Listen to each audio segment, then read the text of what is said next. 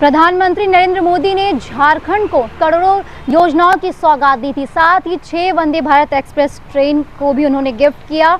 और बेतहाशा बारिश होने के बावजूद भी नरेंद्र मोदी के चाहने वालों की कमी नहीं, यह जाहिर हो रहा है गोपाल मैदान में। खास बात यह है कि इतनी तेज बारिश होने के बावजूद भी यह जताने को मजबूर हो रहा है कि मोदी मैजिक आज भी लोगों के बीच दिख रहा है और इसका असर विधानसभा चुनाव में अवश्य देखने को मिलेगा। पीएम मोदी रविवार को जमशेदपुर पहुंचे। यहां गोपाल मैदान में उन्होंने एक विशाल जनसभा को संबोधित किया। इससे पहले इन्होंने रांची से ऑनलाइन माध्यम से वंदे भारत ट्रेनों को हरी झंडी दिखाई थी। अब वह जमशेदपुर पहुंचकर लोगों के बीच उत्साह का संचार किया। दरअसल मौसम खराब होने की वजह से उनके कार्यक्रम में बदलाव किया गया। वह सुबह में जमशेदपुर नहीं पहुंच सके, इसलिए रांची से ऑनलाइन होकर उन्होंने ट्रेनों को हरी झंडी दिखाई। बाद में सड़क मार्ग से ये बिष्टुपुर के गोपाल मैदान में जनता को संबोधित किया। मोबाइल टॉर्च जलाकर प्रधानमंत्री का लोगों ने स्वागत किया। असम के मुख्यमंत्री हिमंता ने भी जोश भरा। यहाँ पीएम मोदी ने कहा, हमने सामने आकर बातचीत करूंगा, इसलिए मैं सड़क मार्ग से आया। साथियों, कोई भी रुकावट मुझे आपसे अलग नहीं कर सकती। मैं आपके दर्शन किए बिना वापस नहीं जाऊंगा। इन्होंने कर्मा पर्व की बधाई देते हुए उन्होंने कहा कि उत्सव के इस माहौल में झारखंड को 6 नई वंदे भारत ट्रेनें मिली है। इन ट्रेनों से युवाओं के लिए रोजगार व प्रगति के अवसर बनेंगे। आज हजारों गरीबों को पीएम आवास योजना के तहत पक्के घर भी मिले। कर्मा पूजा के दिन बहनें इस घर में प्रवेश कर पाएंगे। आपका ये भाई आपकी बहनों को पक्के घर का उपहार देकर धन्य हो गया। इनमें से ज्यादातर घर मेरी माताओं बहनों के नाम पर है। कर्मा पूजा के दिन बहनें अपने भाई की लंबी आयु के लिए प्रार्थना करती है। आज आपका ये भाई अपनी बहनों को अपने पक्के घर का उपहार देकर धन्य हो गया है। साथियों, कुछ ही महीने पहले मैं लोकसभा चुनाव के दौरान भी आप सबका आशीर्वाद मांगने झारखंड आया था। पीएम मोदी ने कहा कि लोकसभा चुनाव में मोदी को हराने के लिए सारा विपक्ष एकजुट था, लेकिन आपका आशीर्वाद उन सब पर भारी पड़ा। देश को मोदी पर भरोसा है। युवाओं मध्य वर्ग का भरोसा मोदी है। इस भरोसे को मजबूत बनाने के लिए मोदी कोई कसर नहीं छोड़ेगा। उन्होंने कहा कि साथियों, झारखंड और भाजपा का रिश्ता राजनीतिक और चुनावों का रिश्ता नहीं है। यह रिश्ता दिल का है। यह रिश्ता अपना है। झारखंड का सपना भाजपा का अपना सपना है। आप सबसे पूछता हूँ, आदिवासी बच्चों के लिए अच्छी शिक्षा की चिंता किसने की? 400 से ज्यादा एकलव्य आवासीय विद्यालय बनाए। आदिवासी समाज से एक महिला को देश की राष्ट्रपति किसने बनाया? जवाब एक ही है, भारतीय जनता पार्टी ने बनाया। हमने डीएमएफ बनाकर हक दिलाया।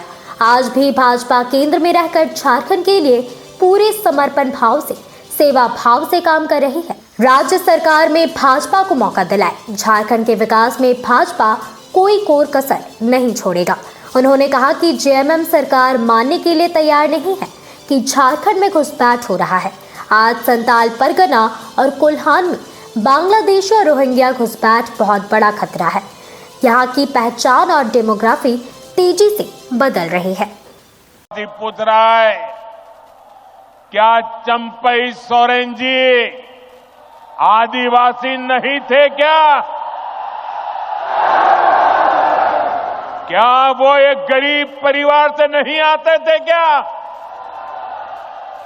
लेकिन जिस तरह उन्हें अपमानित किया गया, जिस तरह मुख्यमंत्री की कुर्सी कब्जाने के लिए उन्हें अपमानित करके हटाया गया, उससे झारखंड के हर गरीब आदिवासी का दिल गहरी चोट पहुंची है, दुख से भरा हुआ है।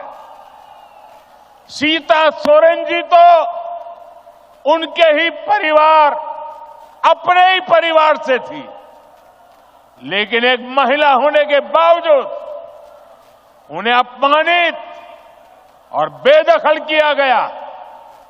इसका जवाब झारखंड का हर आदिवासी देगा। झारखंड की हर माता, हर बहन, हर बेटी देगी। साथियों, झारखंड का निर्माण बड़े सपनों के लिए हुआ था, लेकिन इन सपनों का, इन आकांक्षाओं का क्या हुआ?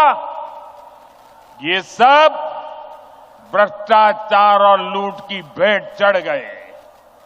और आप जानते हैं, इस देश की सबसे बेईमान और महाभ्रष्ट पार्टी एक ही है, कांग्रेस पार्टी। इस देश का सबसे भ्रष्ट परिवार एक ही है, कांग्रेस का परिवार। भ्रष्टाचार की सारी धाराएं वहीं से निकलती है। ये जेएमएम वाले भी उसी स्कूल से ट्रेनिंग लेते हैं और उस स्कूल का नाम है कांग्रेस स्कूल ऑफ करप्शन। क्यों? मैं घुसपैठ की बात कर रहा था। संथाल परगना में आदिवासियों की आबादी तेजी से कम हो रही है। यहां के लोगों की जमीनें हड़पी जा रही है। घुसपैठिए पंचायतों पर, व्यवस्था पर कब्जा कर रहे हैं। बेटियों के साथ अत्याचार की वारदातें बढ़ रही है। झारखंड के शहर हो या झारखंड के गांव, इस घुसपैठ के कारण हर झारखंडी असुरक्षित महसूस कर रहा है। साथियों, सच्चाई ये है कि जेएमएम के लोग बांग्लादेशी और रोहिंग्या घुसपैठियों के साथ खड़े हैं। ये घुसपैठिए और कट्टरपंथी जेएमएम को भी अपने कब्जे में लेते जा रहे हैं।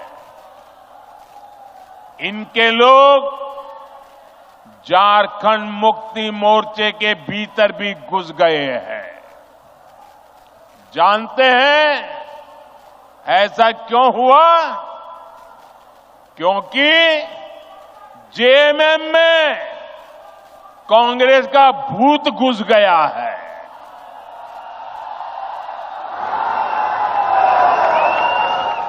जब किसी पार्टी में कांग्रेस का भूत घुस जाता है तो तुष्टीकरण ही उस दल का इकलौता एजेंडा बन जाता है।